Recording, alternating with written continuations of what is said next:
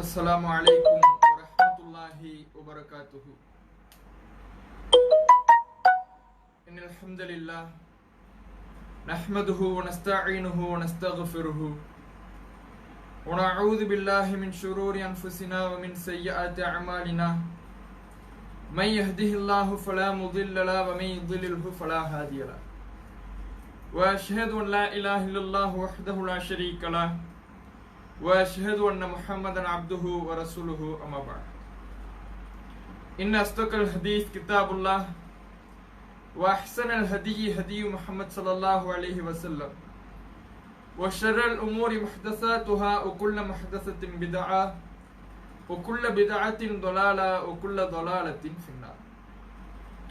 या अय्युहल्लज़ीना आमनु तक़ुल्लाह हक़्क़ तुक़ातिही व ला तमूतुन्ना इल्ला व अंतुम मुस्लिमून।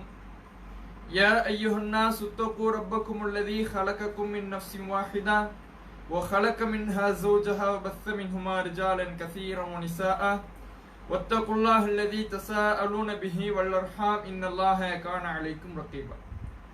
रब्बि इश्रह ली सदरी व यस्सिर ली अमरी वहलुल उक़दतम मिन लिसानी यफ़क़हू क़ौली रब्बि ज़िदनी इल्मा।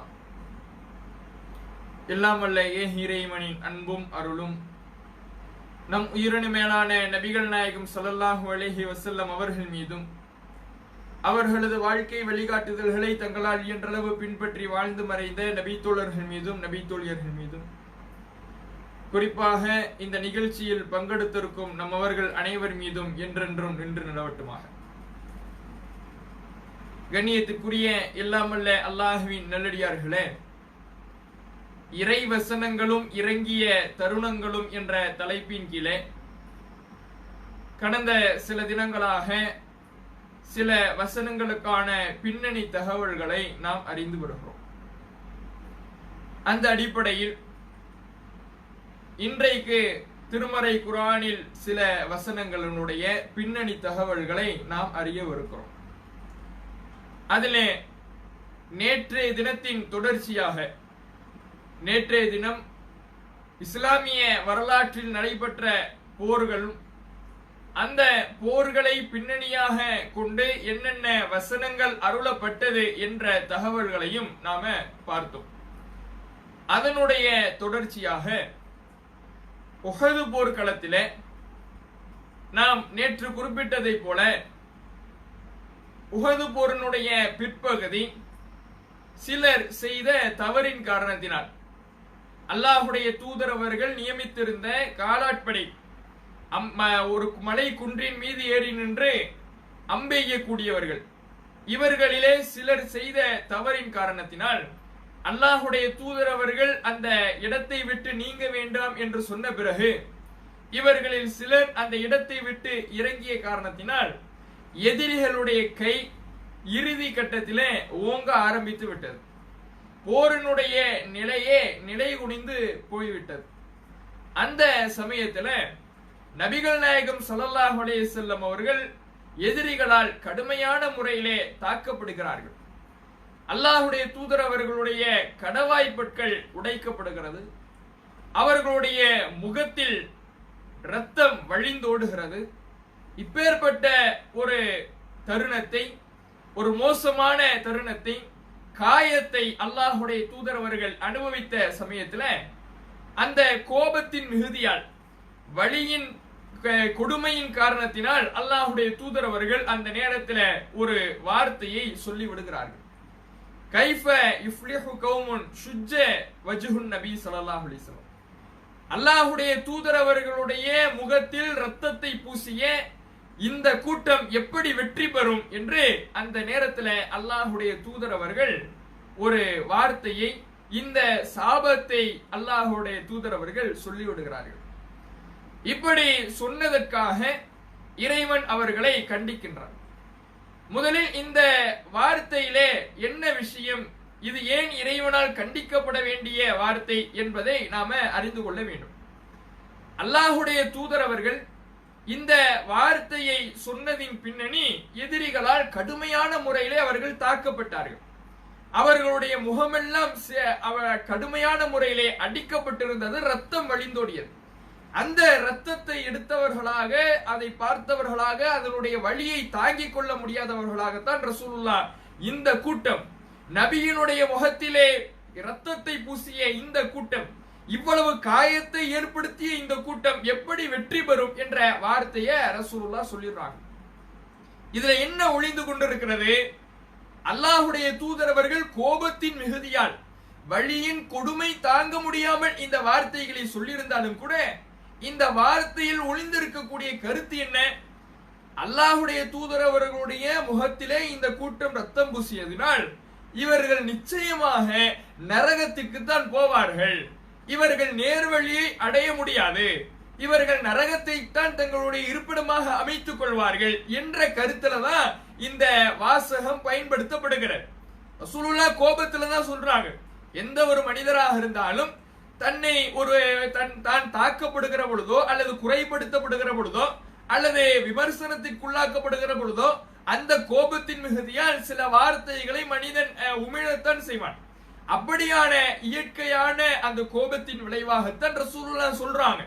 ஆனால் ஒரு நபியாக இருந்து கொண்டு இந்த வார்த்தைகள் சொல்லுகிற பொழுது அது இறைவனுடைய அதிகாரத்தில் தலையிடுகிற வார்த்தைகளாக இருக்கிறது, இறைவனுடைய அதிகாரத்திலேயும் ஆற்றலிலேயும் தலையிடக்கூடிய வார்த்தைகளாக இருக்கிறது.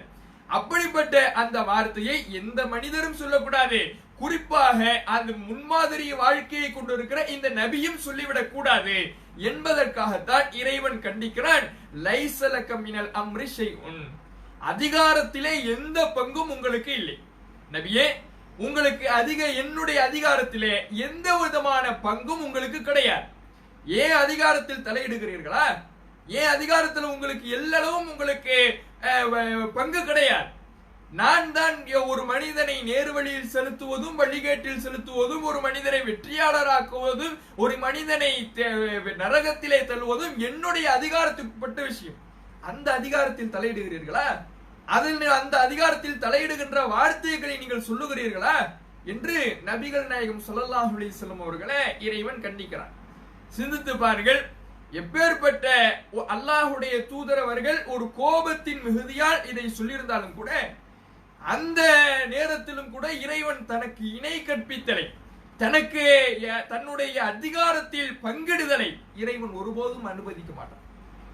ரசூலுல்லாஹ் கோபத்துல தான் சொன்னாங்க. அந்த வார்த்தையில் இருக்கக்கூடிய அந்த அர்த்தத்தை உணர்ந்து சொல்லக்கூடியவர்களாக இல்லை. ஒரு கோபத்துல ஒரு சாதாரண மனிதன் எப்படி பேசுவானோ அது மாதிரி தான் பேசுறாங்க. ஆனால் அப்படி பேசினாலும் கூட தன்னுடைய அதிகாரத்தில் பங்கிடுகிற வார்த்தை வருகிறது என்றால் அதை ஒருபோதும் இறைவன் பொறுத்து கொள்ள மாட்டான். தன்னுடைய நபி அப்படி பேசினாலும் அதை கண்டிப்பவனாக இறைவன் இருக்கின்றான். அப்ப அதிலிருந்து நமக்கு என்ன தெரிகிறது? எந்த ஒரு சமயத்திலையுமே இறைவன் தன்னுடைய அதிகாரத்தில் பங்காளிகளை ஏற்படுத்திக் கொள்வதை, அப்பேற்பட்ட வார்த்தைகள் உமிழப்படுவதை விரும்பக்கூடியவனாக இல்லை. தன்னுடைய அதிகாரத்தில் பங்கு சேருவதை போன்ற வார்த்தைகளை யார் கூறினாலும் அதை வெறுக்கக்கூடியவனாக இறைவன் இருக்கிறான் என்பதற்கு இந்த வசனத்தினுடைய பின்னணி சான்றாக இருக்குதா இல்லையா?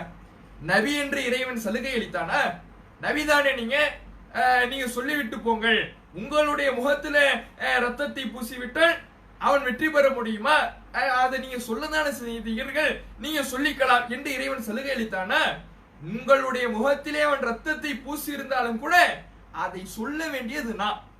அவன் வெற்றி பெறக்கூடியவனா அல்லது தோல்வியுறக்கூடியவனா, அவன் நரகவாதியா சுவனவாதியா என்று சொல்லக்கூடியவன் நான்.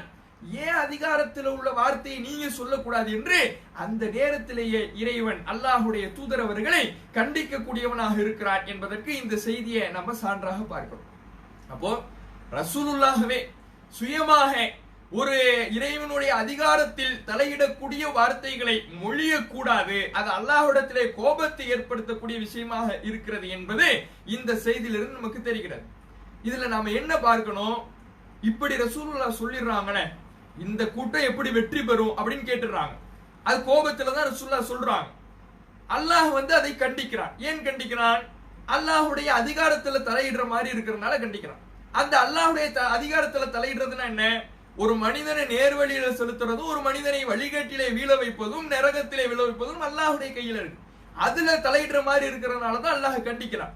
எந்த மனிதனையும் இறைவன் நேர்வழியிலே செலுத்தலாம், அந்த ஒரு அதிகாரம் அல்லாஹ்விடத்துல இருக்கு. அதை அல்லாஹ் நிரூபிக்கும் செய்யறான். பாருங்களேன், உஹது போர்ல மிகப்பெரிய ஒரு குடைச்சலா இருந்தது யாரு? அபு சுஃபியான். எந்த அளவுக்கு? அல்லாஹ்வுடைய தூதரவர்கள் எதிரிகளால் தாக்கப்பட்டு ஒரு 12 பேர் மட்டும்தான் ரசூலுல்லாஹ்வோட இருக்கிறாங்க. அபூபக்கர் அலி, உமர் அலி, அபு தல்ஹா, இது மாதிரியான 12 பேர் தான் ரசூலுல்லாஹ்வோட இருக்கிறாங்க. மற்ற முஸ்லிம்களால் நாம் கடுமையாக முறையிலே தாக்கப்பட்டு விரட்டப்பட்டு கொண்டு இருக்கிறார்கள். ரசூலுல்லாஹ்வோடு அவர்களுக்கு அரணாக உதவியாக இந்த 12 பேர் தான் இருக்கிறாங்க. அப்போ ரசூலுல்லாஹ் அந்த 12 பேர் கொண்ட அந்த குழுவெல்லாம் ஒரு அந்த உஹது மலை மேல இருக்கிறாங்க.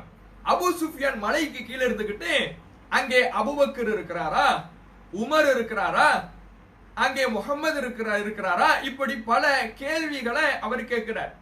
அபு சுஃபியான் கேட்கிறார்.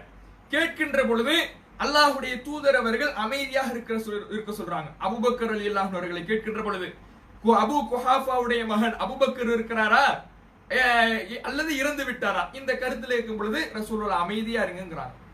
இப்படியே ஒவ்வொரு வார்த்தைகள் சொல்லும் பொழுது ரசூலுல்லாஹ் அமைதியாக இருக்க சொல்லிவிட்டு கடைசியிலே பதிலளிக்க சொல்லுகிறார்கள். என்ன பதிலளிக்க சொல்லுகிறார்கள் என்றால், அல்லாஹ்விடக்கு தான் வெற்றி, அல்லாஹ்வை நாங்கள் சார்ந்திருக்கிறோம், இப்படியான பதில்களை ரசூலுல்லாஹ் அளிக்க சொல்றாங்க.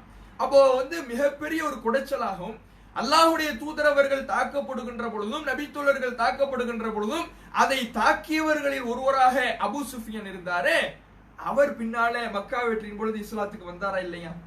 அவருக்கு இறைவன் நேர்வழி கொடுத்தான்ல. அதே போல ஹாலித் பின் வலீத், மிகப்பெரிய ஒரு போர் தந்திரியாக இருக்கக்கூடிய ஹாலித் பின் வலீத் அவர்கள், அவரும் இந்த உஹது போரனுடைய பிற்பகுதியை இஸ்லாமிய படைக்கு நிலைகுலைய செய்தது. மிகப்பெரிய ஒரு பேரடியை கொடுத்ததுல பெரும் பங்கு யாருக்குன்னா இந்த ஹாலித் பின் வலீத் அவர்களுக்கு தான். அவர் இஸ்லாத்துக்கு வந்தாரா இல்லையா? அவருக்கு இறைவன் நேர்வழி கொடுத்தான்ல. இப்படி யாருக்கு வேண்டுமானாலும் இறைவன் நேர்வழி கொடுக்கலாம். அந்த அதிகாரம் எனக்கு இருக்குது, அந்த அதிகாரம் எனக்கு தான் இருக்கு, அந்த வார்த்தையை நீங்க சொல்லிடக்கூடாது. அதுக்கு மாற்றமா இந்த கூட்டம் எப்படி வெற்றி பெறும், இவர்கள் கண்டிப்பாக நரகத்திற்கு தான் போவார்கள் என்ற வார்த்தை நீங்கள் எப்படி சொல்லலாம்? நான் யாருக்கு வேண்டுமானாலும் நேர்வழி கொடுப்பேன், அவர்களில் ஒருவர் கூட வெற்றியாளராக உருவாகலாம், அந்த வார்த்தையை நீங்க இவர்கள் எல்லாம் வெற்றி பெற மாட்டார்கள் என்கின்ற வார்த்தையெல்லாம் நீங்கள் சொல்லக்கூடாது என்று இறைவன் கண்டிக்கிறான் என்பதை இந்த செய்தியிலிருந்து பார்க்கிறோம். அப்ப இதுல இருந்து நாம பெறக்கூடிய படிப்பினை என்னன்னா, எந்த ஒரு சமயத்திலையும் அல்லாஹ் தன்னுடைய அதிகாரத்துல தலையிடுறத விரும்பவே மாட்டான். இதுல இருந்து இன்றைக்கு நாம எடுத்துக்கொள்ளக்கூடிய படிப்பினை என்னன்னா, அல்லாஹுடைய அதிகாரம் என்பது அது பறந்து விரிந்தது, அதற்கு எல்லைகள் அற்றது. அதுல ஒரு அதிகாரம் என்னன்னா, இந்த மார்க்கத்துல ஒரு சட்டத்தை சொல்வது என்பது அல்லாஹுடைய அதிகாரம். அல்லாஹ் எதை சொல்லுகிறானோ அதுதான் மார்க்கம். ரசூலுல்லாஹுக்கு கூட சுய அதிகாரம் கிடையாது. மார்க்கத்தில் ஒரு சட்டத்தை நிறுவுவது அல்லாஹுடைய தூதரவர்களுக்கு கூட சுய அதிகாரம் கிடையாது. அல்லாஹ் சொல்வதைத்தான் எடுத்து சொல்வதுதான் அவர்களுடைய வேலை. அவர்களாக சுயமாக ஒரு விஷயத்தை சொல்வது என்பது ரசூலுல்லாஹுக்கு தகுதியான, ரசூலுல்லாஹுக்கு ஆகுமான விஷயம் கிடையாது. அல்லாஹ் கடுமையாகவும் அதை கண்டிக்கிறார். இவர் நாம் சொல்வதாக சில விஷயங்களை, சில வார்த்தைகளை சொன்னால் கூட அவரை வலக்கரத்தால் பிடித்து அவருடைய நாடி நரம்பை துண்டித்து விடுவோம் என்று இறைவன் சொல்கிறார். இவர் நாம சொன்னதா சில வார்த்தைகளை இவராக சொன்னால், இந்த நபியாக சொல்லிவிட்டால் கூட அவருடைய வலக்கரத்தால் பிடித்து நாடி நரம்புகளை தரித்து விடுவோம் என்று இறைவன் கடுமையாக எச்சரிக்கிறார். அப்படி இறைவனுடைய அதிகாரத்துல தலையிடுறது இறைவனுக்கு பொதுவாகவே விரும்பாத இறைவன் விஷயம். அதுல குறிப்பாக மார்க்கத்தை நிறுவுகிற ஒரு விஷயத்தை மார்க்கம் என்று சொல்லுகிற ஒன்றை ஹலால் என்றும் ஹராம் என்றும் தீர்மானிப்பது இறைவனுடைய அதிகாரத்தில் இருக்கக்கூடிய விஷயம். அப்ப இந்த அதிகாரத்துல இன்றைக்கு பல தலையிடல்களை செய்யறாங்களா இல்லையா? நபி தோழர்கள் சொல்வது மார்க்கம் அப்படின்னு பின்பற்றுறாங்க, இமாம்கள் சொல்வது மார்க்கம் என்று பின்பற்றுகிறார்கள், மதுஹப் சொல்வது மார்க்கம் என்று பின்பற்றுகிறார்கள்.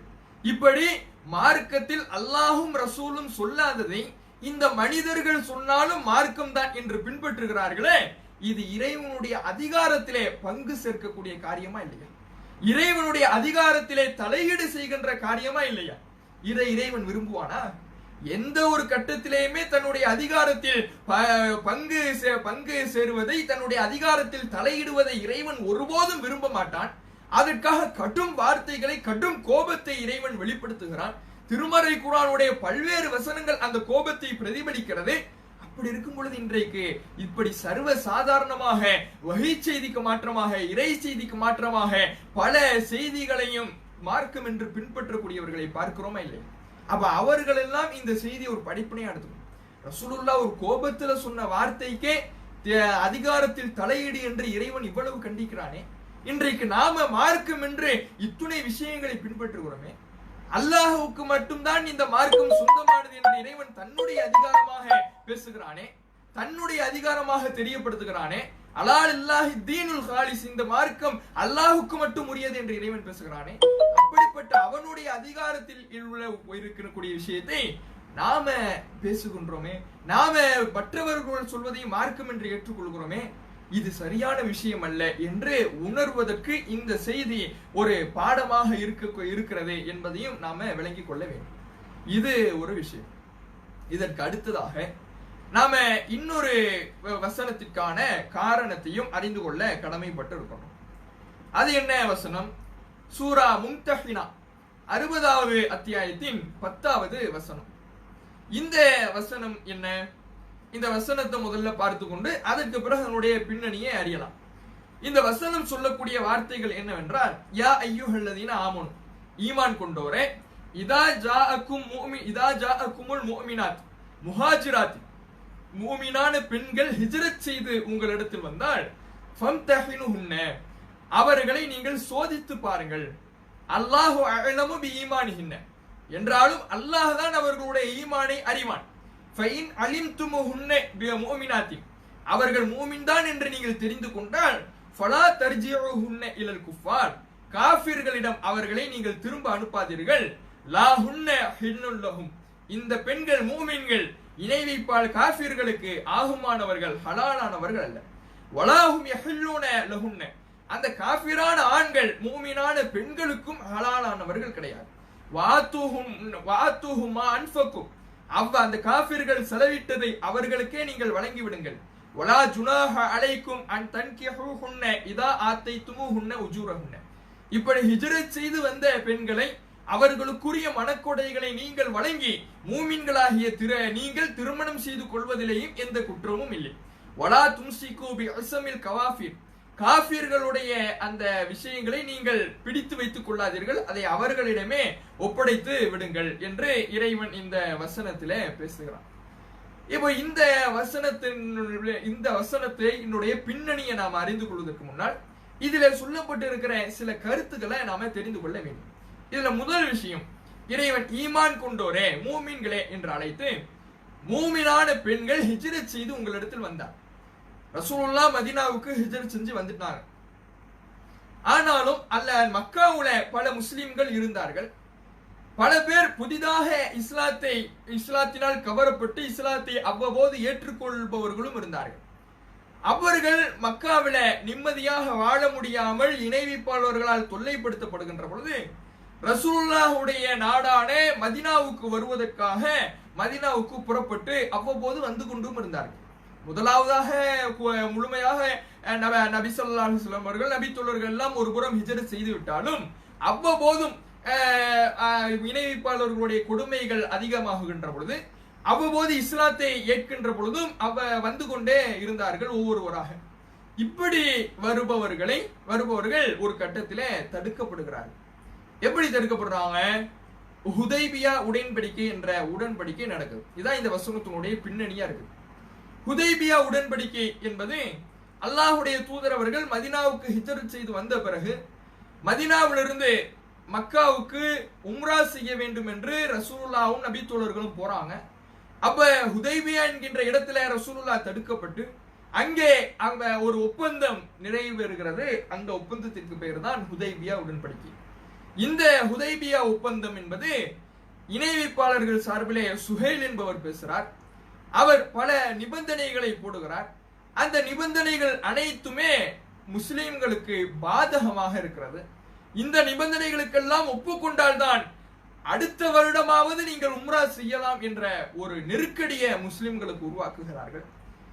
அப்படி போடப்பட்ட இந்த நெருக்கடி சமயத்தில் போடப்பட்ட ஒரு நிபந்தனை தான், மக்காவிலிருந்து யாராவது இஸ்லாத்தை ஏற்றுக்கொண்டார்கள் என்றால் உங்க இஸ்லாத்தை ஏற்றுக்கொண்டு மதீனாவுக்கு வருகிறார்கள் என்றால் அவர்களை நீங்கள் வைத்துக் கொள்ளக்கூடாது. இனிமேல் போனவர்கள் கேள்வி இல்லை. இனிமே புதிதாக ஒரு மக்காவிலிருந்து இஸ்லாத்தை ஏத்துக்கிட்டு மதீனாவுக்கு வராருன்னா அவரை நீங்கள் வைத்துக் கொள்ளக்கூடாது. அவர்களை நீங்கள் திரும்ப மக்காவுக்கு அனுப்பிவிட வேண்டும் என்று ஒரு பாதகமான ஒரு நிபந்தனையை இணை வைப்பாளர்கள் பேசுறாங்க. இது எவ்வளவு பெரிய பாதகமான நிபந்தனை! முஸ்லிம்கள் தங்களுடைய வாழ்க்கையை நிம்மதியாக வாழ வேண்டும், வழிபட வேண்டும் என்பதற்காகத்தான் ஹிஜ்ரத் செய்து தன்னுடைய சொந்த நாட்டை, சொந்த ஊரை, உறவினர்களை எல்லாம் விட்டு மதீனாவுக்கு ஹிஜ்ரத் செஞ்சு போறாங்க. அப்படியான அந்த ஹிஜ்ரத் செய்து போனால் கூட புதிதாக வருபவர்களை நீங்க வைத்துக் கொள்ளக்கூடாது.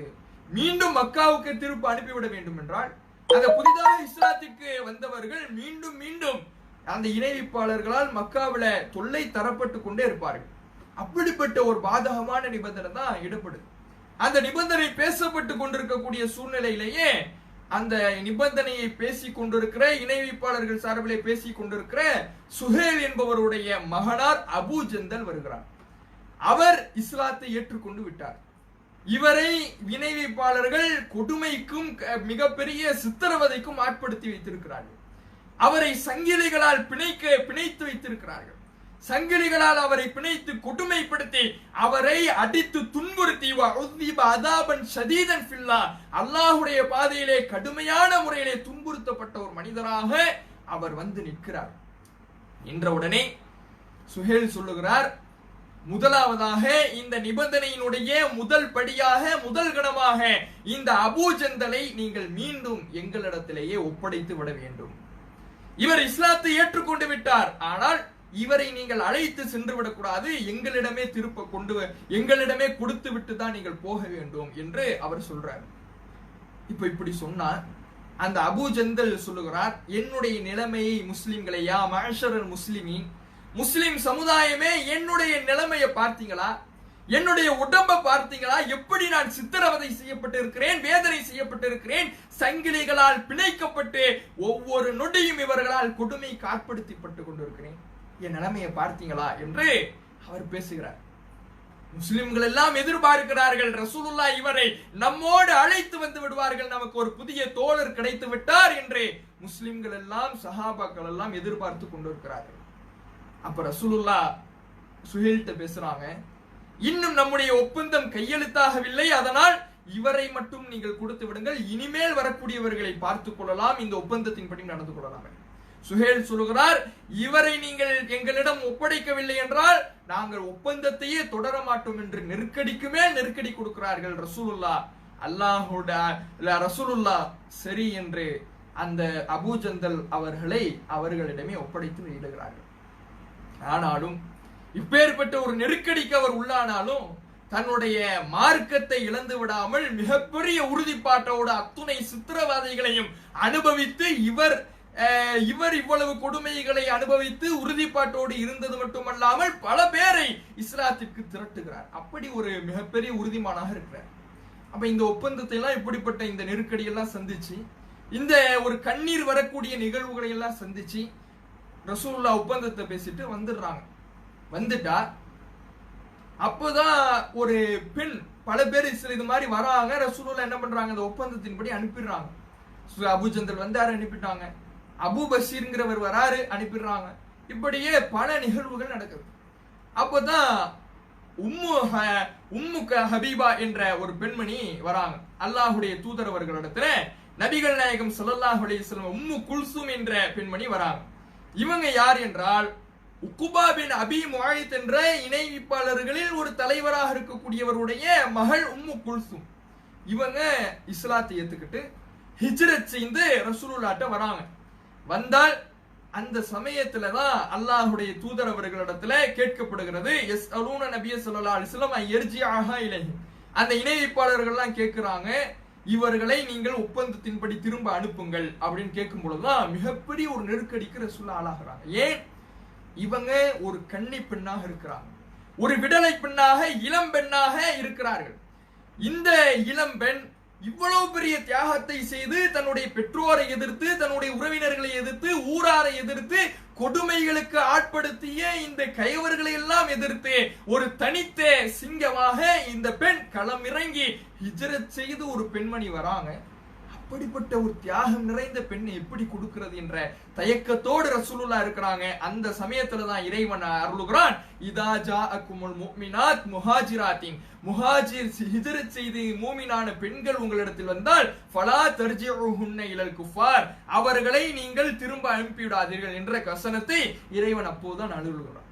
அப்ப இந்த வசனத்தினுடைய பின்னணி என்பது இந்த ஹுதைபியா உடன்படிக்கையை பின்னணியாக கொண்ட உம்மு குல்சும் அவர்களுடைய மிகப்பெரிய தியாகத்தினுடைய ஒரு விளைவாக அந்த ஹிஜ்ரத்தின் பின்னணியாக கொண்டதாக இந்த வசனம் இருக்கு.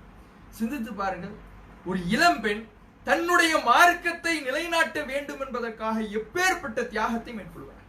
தன்னுடைய மார்க்கம் நிலை பெற வேண்டும், என்னுடைய மார்க்கத்தை நான் நிலையாக உறுதியாக அரங்கேற்ற வேண்டும் என்பதற்காக பெற்றோரை துறக்கிறாங்க, ஊரை துறக்கிறாங்க, தன்னுடைய அத்துணை விதமான சந்தோஷங்களையும் தன்னுடைய நாட்டையே இழந்து வேறு நாட்டுக்கு குடிபெயர்ந்து ஹிஜ்ரத் செய்து வராங்கன்னா, தன்னந்தனியாக பயணம் செய்து வருகிறார்கள் என்றால் எவ்வளவு பெரிய மன துணிச்சலும் மார்க்கத்தின் உறுதிப்பாடும் இருக்கும். இன்றைக்கு சில பெண்களை பார்க்கின்றோம், காதல் என்கின்ற பெயரிலே காம வலையிலே வீழ்ந்து தங்களுடைய மார்க்கத்தை இழந்து, தங்களுடைய இஸ்லாத்தை இழந்து வெளியே செல்லக்கூடிய பெண்களை பார்க்கிறோமே. அவர்களுக்கெல்லாம் இந்த உம்மு குல்சும் அவர்கள் ஒரு மிகப்பெரிய படிப்பினையாக இருக்கிறாங்களா இல்லையா? தன்னுடைய மார்க்கத்தை காத்துக் கொள்வதற்காக வந்த பெண்மணி இவர்கள் எங்கே? இருக்கக்கூடிய மார்க்கத்திலே தன்னுடைய அமல்களை, தன்னுடைய உறுதிப்பாட்டை தற்காத்துக் கொள்ளாமல், தன்னுடைய மறுமை நன்மையை பேணி கொள்ளாமல் இருக்கின்ற மார்க்கத்தை விட்டு இழந்துவிட்டு தன்னுடைய காதல் என்ற ஒரு காம வலைக்காக செல்லக்கூடிய இன்றைய கால பெண்கள் எங்கே? சிந்தித்து பாருங்கள். அப்போ இந்த ஒரு படிப்பனைய பெண்கள் எப்படி ஒரு உறுதிப்பாட்டோடு, ஒரு துணிச்சலோடு, மார்க்க பேணுதலோடு இருக்க வேண்டும் என்பதற்கு இந்த உம்மு குல்சும் ரலியல்லாஹு அவர்களுடைய இந்த செய்தி ஒரு படிப்பனையா இருக்கு.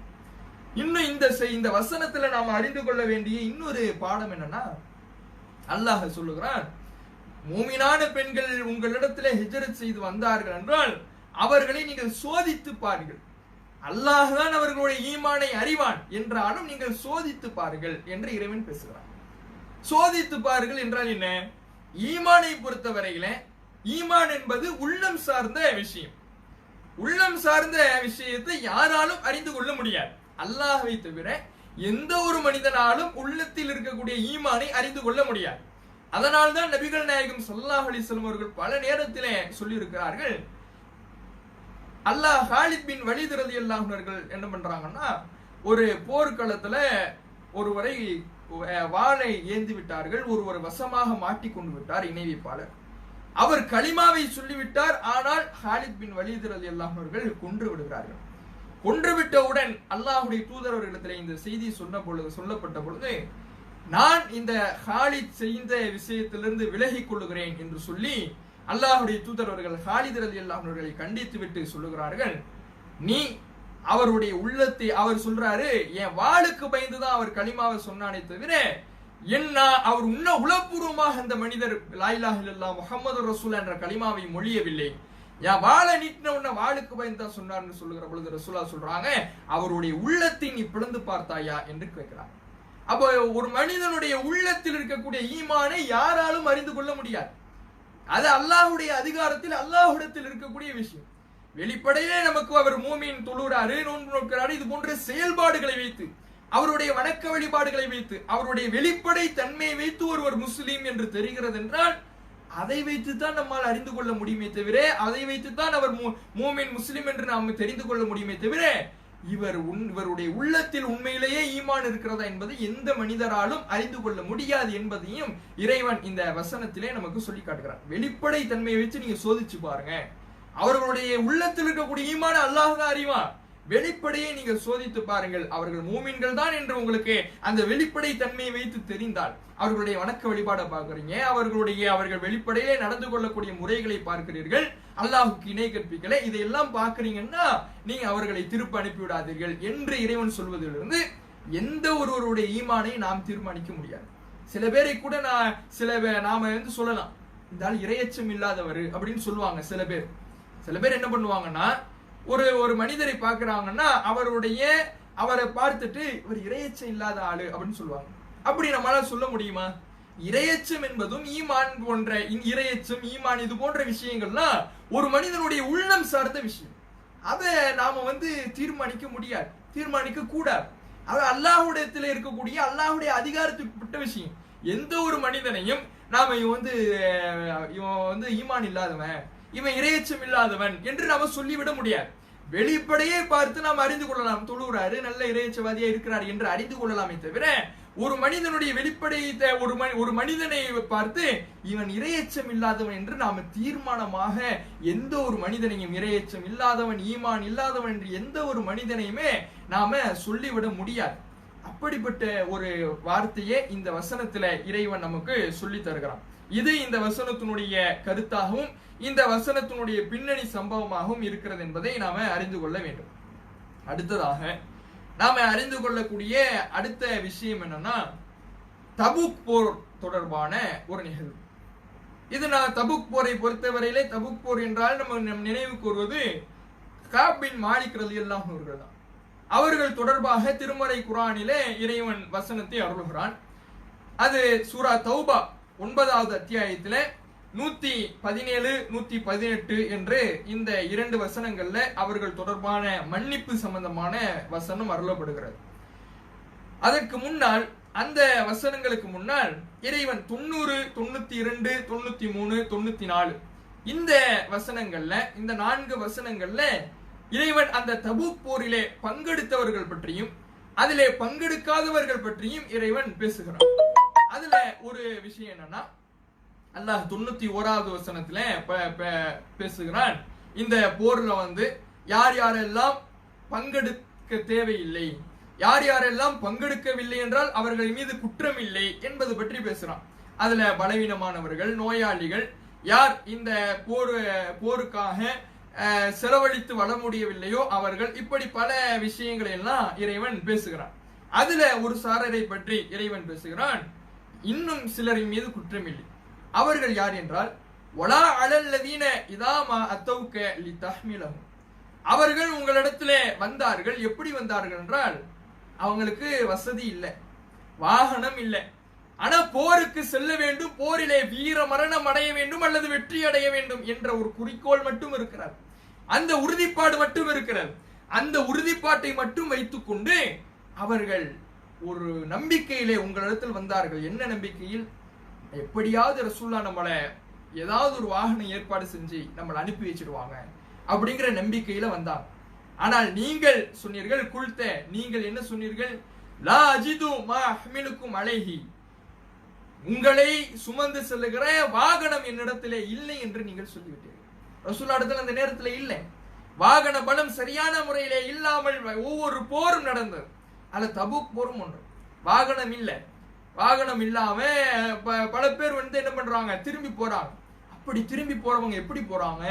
தவல்லவ் அய்யுனுஹும் தஃபீது மினத் தம்இ ஹஸனன் அல்லா யஜீது மா யன்ஃபிகூன், இந்த போருக்காக செலவு செய்து போகக்கூடிய அந்த பொருளாதாரம் என்னிடத்திலே இல்லை என்று கவலைப்பட்டு கண்ணீர் வடித்து அவர்கள் திரும்பி சென்றார்கள் என்று இந்த ஒரு சாராரை பற்றியும் இறைவன் பேசுகிறான்.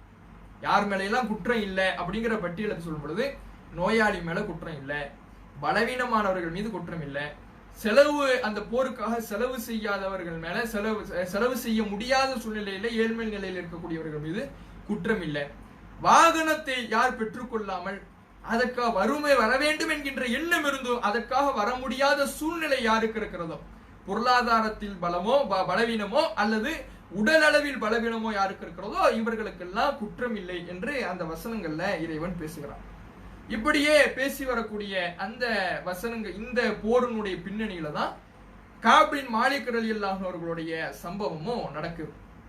கஅப் பின் மாலிக் ரலியல்லாஹு அன்ஹு அவர்கள், அவருக்கு இந்த தபூக் போர் கட்டத்துல அவர் தபூக் போர்லையும் அல்லாஹ்வுடைய தூதர் அவர்களுடைய காலத்தில் நடந்த தபூக் போர்லையும் பத்ர் போர்லையும் தான் கலந்துக்கல. பத்ர் போரை பொறுத்தவரையில நேற்றே சொல்லியிருந்தோம், அது திடீர்னு ஏற்பட்ட போறனால பல பேரால கலந்து கொள்ள முடியவில்லை. தபூக் போர்ல கலந்து கொள்ளணும் தான் இருக்கிறார், ஆனா அலட்சியத்தினால் அது தவற விடப்படுகிறார். அவர் சொல்லுகிறார், எந்த நேரத்திலையும் என்னிடத்துல 2 வாகனம் இருந்ததில்லை. ஒரு நேரத்துல 2 வாகனம் இருந்ததில்லை. அவ்வளவு பெரிய ஒரு செல்வம் என்னிடத்துல இந்த தபூக் போர் கட்டத்துல தான் இருந்துச்சு. நிறைய பொருளாதாரம் இருந்துச்சு. அதனால நான் என்ன பண்ணேன்னா, போருக்காக படை புறப்பட்டு விட்டது. படை புறப்பட்டால் நான் போகணும்னு நினைச்சேன். அதுக்கப்புறம் எனக்கு என்ன தோணுச்சுன்னா, நம்மிடத்துலதான் நல்ல சிறந்த வாகனம் இருக்குதே, அவங்க எவ்வளவு தூரம் போனாலும் மற்றவர்கள்லாம் கொஞ்சம் பலவீனமான வாகனம் வச்சுட்டு போறாங்க. அவங்க எவ்வளவு வேகமா போனாலும் அவங்கள வேகமா போய் நம்ம பிடிச்சிடலாம், நம்மிடத்துல ஆகச்சிறந்த வாகனம் இருக்குது அப்படின்னு எனக்கு தோணுச்சு. அதோட இருந்தேன். இப்போ போய்க்கலாம் அப்போ போய்க்கலாம் என்று இப்படியே தள்ளி போய் போரே முடிந்து விட்டது. புறப்படாமல் இவர் இருந்து விடுகிறார். இப்போ என்ன நடக்குது? இப்படி இருந்த உடனே ரசூலுல்லாஹ் போரெல்லாம் முடிச்சுட்டு வந்துடுறாங்க. போர்லயே இவரை பத்தி பேச்சு வருது. காப பாத்தீங்களா, அவரிடத்துல எவ்வளவு செல்வம் இருக்குது, அவர் வரலையே, இப்படியான மாதிரி காப் ரலியல்லாஹு அவர்களை பற்றிய பேச்சு நடக்குது. அவரை பற்றி தவறான பல கருத்துக்களையும் சொல்றாங்க. சொல்லுகிற பொழுது முஆத் ரலியல்லாஹு அவர்கள் பக்கத்துல இருந்து ரசூலுல்லாஹ்ட்ட சொல்றாங்க, அல்லாஹ்வுடைய தூதர் அவர்களே, காபா அவர்களை பற்றி நாம நல்லதை தவிர வேற எதையும் கேட்டதில்லை, கேள்விப்பட்டதில்லை. ஆனால் இவர்கள் எல்லாம் இப்படி பேசிக் கொண்டிருக்கிறார்கள் என்று ரசூலுல்லாஹ்ட்ட முஆத் ரலியல்லாஹு அவர்கள் சொல்றாங்க. இப்படி போர் முடிஞ்சிடுது. அவர் வராமையே போர் என்ன பண்ணிடுது, முடிஞ்சிடுது. முடிஞ்ச உடனே ரசூலுல்லாஹ் பொறுத்தவரையிலே பொதுவாக எந்த ஒரு பயணத்திற்கு போய்விட்டு வந்தாலும் முற்பகல் நேரத்துல பள்ளிவாசல்ல 2 ரக்காத் தொழுது விட்டு அமர்ந்து விடுவார்கள். அதிலே அந்த போரிலே பங்கெடுக்காதவர்கள்லாம் காரணம் சொல்வதற்காக வராங்க. அதுல காப் ரலியல்லாஹு அவர்கள் வராங்க. எல்லாரும் வரிசையா நிக்கிறாங்க. ரசூலுல்லாஹ்ட்ட காரணம் சொல்லும் பொழுது அப்போ இவரு நினைச்சுக்கிறாரு, உள்ளத்துல நாம பொய் சொல்லி தப்பிச்சிடலாமா அப்படிங்கிறார், நினைச்சுக்கிறார். ஆனா அவருடைய உள்ளத்துல என்ன தோணுதுன்னா, நாம பொய் சொல்லி தப்பிச்சிடலாம், அந்த திறமை என்னிடத்துல இருக்கு. பொய் சொல்லி அதை நல்ல உண்மை மாதிரியாக வாதிடுகிற திறமை என்னிடத்துல இருக்குது, அந்த நாவன்மை என்னிடத்துல இருக்குது. ஆனா பின்னால அல்லாஹ் நான் சொன்னது பொய் தான் என்ற ரசூலுல்லாஹ்வுக்கு உணர்த்தி கொடுத்துட்டான்னா அதை விட அசிங்கம் எனக்கு வேற எதுவும் கிடையாது. அதை விட அவமானமும், அதை விட ரசூலுல்லாஹ் என்னை வெறுக்கக்கூடியவர்களாக மாறிவிடுவார்கள், அதற்கு நான் ஆளாக விரும்பல அப்படின்னு காப் ரலியல்லாஹு அவர்கள் நினைச்சுக்கிட்டு ரசூலுல்லாஹ் பக்கத்துல அமர்ந்து உண்மையை சொல்லிடுறாங்க. நான் வரணும்னு நினைச்சேன், என்னுடைய அலட்சியத்தினாலதான் என்னால வர முடியல அப்படின்னு சொல்லிடுறாங்க. இதுல அப்போ ரசூலுல்லாஹ் என்ன சொல்றாங்கன்னா, இவர்கள் எல்லாம் உண்மை பேசியவர்கள் அப்படின்னு சொல்லி ஒரு 3 பேரை ரசூலுல்லாஹ் சொல்றாங்க. காப் ரலியல்லாஹு அவர்கள், அதே போல ஹிலால் பின் உமையா, இன்னொரு நபித்தோழர். இந்த 3 நபித்தோழர்கள், இந்த 3 நபித்தோழரை பற்றி மட்டும் அல்லாஹ் தீர்ப்பு நிறுத்தி வைத்திருக்கிறான். அதுவரை இவர்கள் யாரிடமும், இந்த 3வரில் யாரிடமும் நீங்கள் பேசாதீர்கள் என்று அல்லாஹுடைய தூதர் அவர்கள் மற்ற நபிமார்களுக்கு கட்டளையிட்டு போயிடுறாங்க. இப்ப மத்தவங்க இருக்கிறாங்கல்ல, மத்தவங்க என்ன பண்றாங்கன்னா, மற்றவங்க சொல்றாங்க, அதுல நயவஞ்சர்கள்லாம் பொய்யான காரணத்தை கூட சொல்லிடுறாங்க. அவர்களை பற்றி இறைவன் கண்டிக்கிறான். என்ன கண்டிக்கிறான்? யஅ்ததிரூன இலைக்கும் இதா ரஜஅத்தும் இலைஹிம், நீங்கள் போரை முடித்து அவர்களிடத்திலே திரும்பி வந்தபோது அவர்கள் உங்களிடத்தில் சாக்கு போக்கு சொன்னார்கள். குல் நபியே, நீங்கள் அவர்களிடத்தில் சொல்லுங்கள், லா தஅ்ததிரூன, நீங்கள் சாக்கு போக்கு சொல்லாதீர்கள், லன் நுஅ்மின லக்கும், நாங்கள் உங்களை நம்புவதாக இல்லை. கத் நப்பஅனல்லாஹு மின் அக்பாரிக்கும், அல்லாஹ் உங்களுடைய செய்திகளை பற்றி எங்களுக்கு அறிவித்து கொடுத்து விட்டான் என்று நபியே நீங்கள் சொல்லுங்கள் என்று இறைவன் அவர்கள் ரசூலுல்லாஹ்க்கு அறிவித்து கொடுத்து, அந்த பல நயவஞ்சகர்கள்லாம் போருக்கு வேணும்னே வராம இருப்பாங்களே, அவர்களை பற்றி எல்லாம் அல்லாஹ் கடுமையாக கண்டித்து இந்த வசனத்துல பேசிடுறான். இந்த 3 பேர் என்ன பண்றாங்கன்னா, ஹிலால் பின் உமையா, காப் ரலியல்லாஹு அவர்கள், முராரா, இந்த 3 பேரும் உண்மையை சொல்லிடுறாங்க. அவர்களுக்கு தீர்ப்பு நிறுத்தி வைக்கப்படுது. தீர்ப்பு நிறுத்தி வைக்கப்பட்டா 1 நாள் ஆகுது, 2 நாள் ஆகுது, 3 நாள் ஆகுது, தீர்ப்பு வரல. காத்துக்கிட்டே இருக்கிறாங்க. ஒவ்வொரு நிபந்தனையாக அதிகரிச்சு கொண்டே போகுது. முதல்ல யாரும் பேசாதீங்கன்னு சொல்றாங்க. கடைசியில மனைவி கூட, காப் ரலியல்லாஹு அவர்களுடைய மனைவி கூட பேசக்கூடாது அப்படின்னு சொல்லிடுறாங்க. அந்த அளவுக்கு தனிமையில விடப்படுறாங்க. மற்ற பேர் ஹிலால், முராரா ஆகிய 2 பேரும் வீட்டிலேயே ஒடுங்கி விடுகிறார்கள், அழுது கொண்டே இருக்கிறார்கள். ஆனால் காப் ரலியல்லாஹு அவர்களை பொறுத்தவரையிலே பள்ளிவாசலுக்கு வர ரசூலுல்லாஹ் ஒரு நம்ம பார்த்து ஒரு சிரிப்பாவது சிரிச்சிட மாட்டாங்களா என்ற ஏக்கத்துல வந்து அவர்கள் முன்னிலையில நிற்கிறாரு. ஆனால் ரசூலுல்லாஹ் அந்த தீர்ப்பிலே எந்த விதமான மாற்றமும் இல்லாமல் இருக்கிறாங்க. ஏன்னா அது அல்லாஹுடைய தீர்ப்பு என்பதனால் எந்த விதமான மாற்றமும் இல்லாமல் இறைவன் வஹியை அறிவிக்கின்ற வரை அவர்களிடத்துல எந்த விதமான பேச்சும் இல்லாம இருக்கிறாங்க. அவ அந்த கட்டத்துல தான் இப்படியே 50 நாட்களை கிடக்குது. இந்த 50 நாட்கள்ல இடைப்பட்ட நாள்ல ஒரு மன்னன் காப் ரலியல்லாஹு அவர்களுக்கு ஒரு கடிதத்தை அனுப்புகிறான். என்ன கடிதம் பாத்தீங்களா? உங்களுடைய தோழர், நீங்க யார ரொம்ப நேசிச்சுக்கிட்டு இருக்கீங்களோ அப்படிப்பட்ட உங்களுடைய தோழரான இந்த முகமது என்ன பண்ணிட்டாரு பாத்தீங்களா? உங்களை இவ்வளவு இழிவுபடுத்திட்டாரே, யாரையும் பேசக்கூடாதுங்கிறாரு, மனைவியை பிரிச்சுட்டாரு, இப்படி உங்களை இழிவுபடுத்திட்டாரே அப்படின்னு நீங்க என் பக்கம் வந்துடுங்க. என் பக்கம் வந்து விட்டால் நீங்கள் தான் எனக்கு மிக நெருக்கமாக ஆகிவிடுவீர்கள் அப்படிங்கிற மாதிரியான கருத்துல அந்த மன்னன் கருத்து லெட்டர் அனுப்புறார், கடிதம் அனுப்புனா. அப்போ அவர் சொல்றாரு காப் ரலியல்லாஹு அவர்கள், ஹாதா பலாஉன் ஐலன், இதுவும் என்னுடைய இறைவனிடமிருந்து வந்திருக்கக்கூடிய இன்னொரு சோதனை. இறைவனிடத்திலிருந்து பலவிதமான சோதனை வரும். ஒன்று இறைவன் குறைத்து சோதிப்பான், இன்னொன்று நிறையாக வழங்கி சோதிப்பான். ரெண்டுமே சோதனை தான். நம்மள என்ன பல பேர் என்ன நினைச்சுக்கிறோம்னா, சேதம் இருக்குதுல்ல அதுதான் சோதனைன்னு நினைச்சுக்குவோம். இப்போ பொருளாதாரம் இல்ல அது சோதனை, கொள்கைக்காக அடி வாங்குறோம் அது சோதனை அப்படின்னு நினைச்சுக்கிறோம். அது மட்டும் சோதனை இல்லை, நிறையும் சோதனை தான். நிறைய பொருளாதாரம் இருக்குது அதுவும் சோதனை தான். கொள்கையில மிகப்பெரிய படைபலம் இருக்குது, மிகப்பெரிய ஒரு பெரும் வளர்ச்சியை நோக்கி சென்று விட்டோம், அதுவும் சோதனை தான். அதுலயும் நம்முடைய உள்ளத்தை தடம் புரளாமல் பெருமை வந்து விடாமல் நாம் இருக்க வேண்டும் என்பதற்கும் இறைவன் சோதனையாக கொடுப்பான். அப்படிப்பட்ட அந்த 2 சோதனைகளையுமே இவர் அனுபவிக்கிறார்.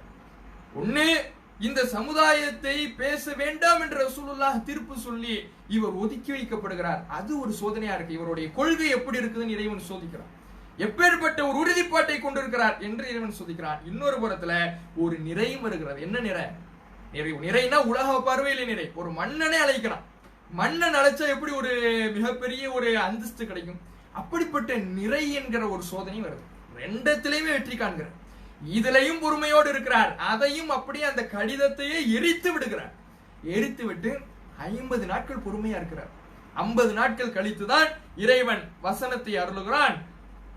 உலக்கது தாபல்லாஹு அலன் நபியி வல் முஹாஜிரீன வல் அன்சார் என்ற தௌபா அத்தியாயத்தினுடைய 117 118 ஆகிய வசனங்களை இறைவன் அருளி இவர்களுக்கு நான் மன்னித்து விட்டேன் என்கின்ற வகை செய்தியை அருளுகிறான். அந்த சமயத்தில் ரசூலுல்லாஹ் ரொம்ப சந்தோஷம் அடைகிறார். எந்த அளவுக்குன்னா இவர் சொல்லுகிறார், ரசூலுல்லாஹ் சந்தோஷம் அடைஞ்சாங்கன்னா அவங்களுடைய முகம் அப்படியே பௌர்ணமி நிலவை போன்று ஜொலிக்கும். அப்படி ரசூலுல்லாஹ் என்னை எனக்காக சந்தோஷம் கொண்டு என்னை வரவேற்றார்கள் என்று காப் ரலியல்லாஹு அவர்கள் சொல்றாங்க. அப்போ இந்த தௌபா அத்தியாயத்தினுடைய இந்த 117 118 ஆகிய வசனங்களுடைய பின்னணி நிகழ்வாக இந்த தபூக் போரை பின்னணியாக கொண்ட இந்த சம்பவம் இருக்கிறது. இதிலே நாம் அறிந்து கொள்ள வேண்டிய படிப்பனையாக கொள்கை உறுதி இருக்கிறது. சோதனை என்பது எந்த விதத்திலும் வரலாம்.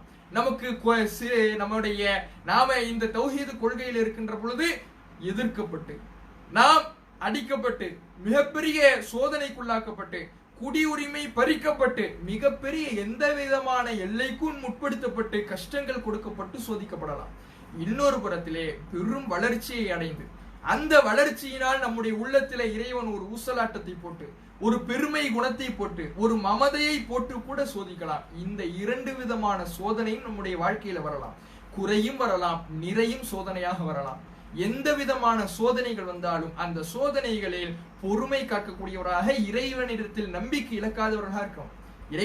இறைவன் நமக்கு நெருக்கடியை சோதனையாக ஏற்படுத்துகிறானா, அந்த நெருக்கடியிலே நான் பொறுமையாக இருக்கிறேன், இறைவனை தவிர வேறு யாரை வணங்க மாட்டேன் என்ற அந்த கொள்கையிலே இறைவனுக்கு கட்டுப்பட்டு நடப்பேன், இறைவன் சொன்ன வழியிலே நடப்பேன் என்ற சோதனையிலே எவ்வளவு நெருக்கடி வந்தாலும் அதிலே தளர்வு காட்ட மாட்டேன், அதிலே பின்வாங்கி விட மாட்டேன் என்பதிலே எப்படிப்பட்ட விசாலத்தை இறைவன் வழங்கினாலும், எப்படிப்பட்ட வளர்ச்சியை எனக்கு கொடுத்தாலும், இந்த கொள்கைக்கு கொடுத்தாலும், மிகப்பெரிய ஒரு படை பட்டாளமே திரண்டு நின்றாலும் கூட இறைவனுக்கு கட்டுப்பட மறுத்து பெருமைக்கு நான் இடமளித்து விட மாட்டேன், மமதைக்கு இடமளித்து விட மாட்டேன், அதை கொண்டு நான் பெருமை அடிக்க மாட்டேன்.